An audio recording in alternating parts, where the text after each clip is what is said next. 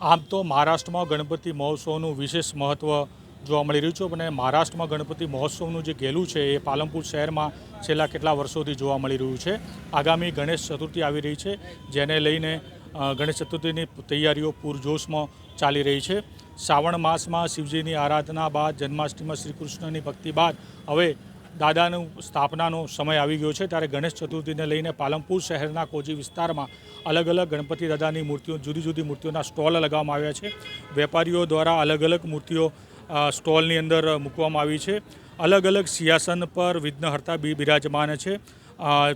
વેપારીઓ તૈયાર કરેલી ગણપતિ દાદાની જે મૂર્તિઓ છે રંગબેરંગી અલગ અલગ ડિઝાઇનમાં અલગ અલગ સિંહાસન પર ગણપતિ દાદા બિરાજમાન છે। આ વખતે વેપારીઓના કહેવા પ્રમાણે ગત વર્ષ કરતાં પણ ભાવમાં ખૂબ ઘટાડો જોવા મળી રહ્યો છે।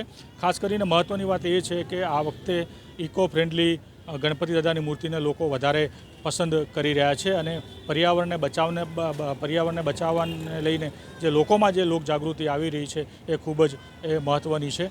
Vinod Sundesa, BK news channel, Palanpur.